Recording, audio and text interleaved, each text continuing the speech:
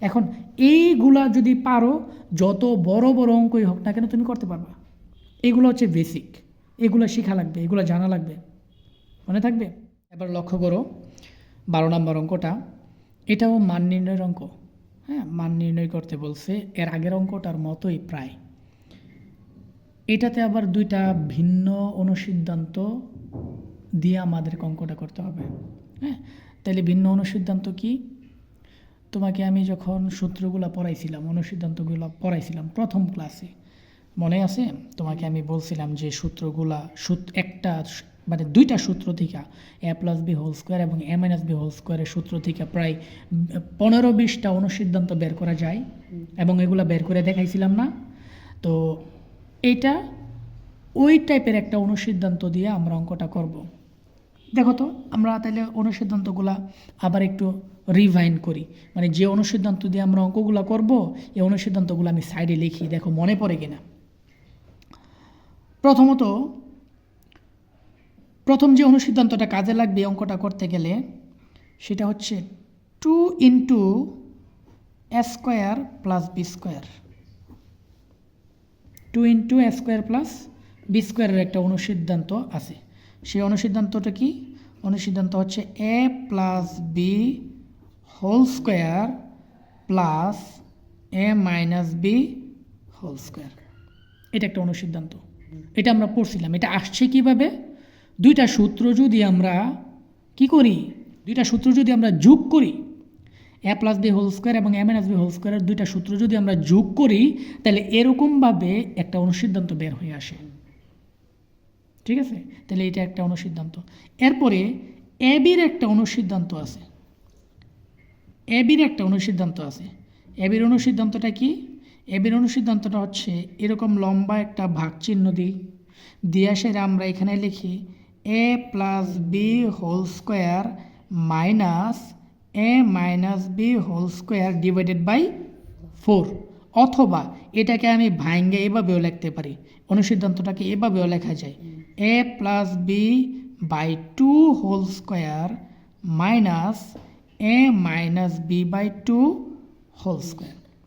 এইটা যে কথা, এটা কি একই কথা, মনে থাকবে? তাহলে এই অঙ্কটা করতে গেলে আমার এই দুইটা অনুসিদ্ধান্ত কাজে লাগবে। ক্লিয়ার? আচ্ছা, তাহলে আসো আমরা অঙ্কটা করার ট্রাই করি। সমাধান প্রথমত আমরা লিখব যেটার মান দেওয়া আছে, গিভেন a+b = 13 এবং a-b = 3। প্রথমত প্রদত্ত রাশি আমরা এটাকে ধরব, এটা দিয়ে আমরা অঙ্কটা করা শুরু করি। তাহলে প্রদত্ত রাশি কোনটা? প্রদত্ত রাশি হচ্ছে 2 × a² + 2 × b², তাই না? দেখো তো, 2 যেহেতু দুইটার মধ্যে আছে না, তাহলে আমি 2 কমন নিতে পারি না?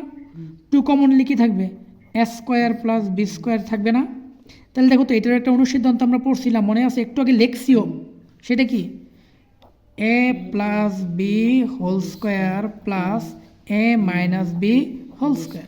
তাহলে দেখো a+bর মান দেওয়া আছে, বসাই দিব, a-bর মান দেওয়া আছে, বসাই দিব। তাহলে a+bর মান কত? 13² + a-bর মান কত? 3² তাহলে 13² মানে কত আসে?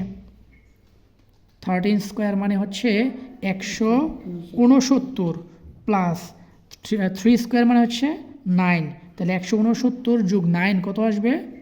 178। শেষ। এটা হচ্ছে আনসার, প্রথমটা অ্যান্সার। এবার দ্বিতীয় প্রদত্ত রাশি কি আছে? আবার দ্বিতীয় প্রদত্ত রাশি হচ্ছে এবি। তাহলে এবি সমান অনুসিদ্ধান্ত যে কোনো একটা লিখলে অঙ্কটা করতে পারবো। এ অনুসিদ্ধান্ত দিয়েও আমরা অঙ্কটা করতে পারবো, এভাবে লেখলেও অঙ্কটা হবে। এ অনুসিদ্ধান্ত দিয়ে আমরা অঙ্কটা করতে পারবো, এভাবে লেখলেও অঙ্কটা হবে। বুঝতে পারছি? তাহলে আমরা যে কোনো একভাবে করি। হ্যাঁ, তাহলে আমরা উপরে যেটা দেওয়া আছে এটা দিয়ে করার ট্রাই করি, দেখি অ্যান্সার হয় কিনা। তাহলে প্রথম অনুসিদ্ধান্ত উপরে যেটা ছিল সেটা কি? a+b² - a-b²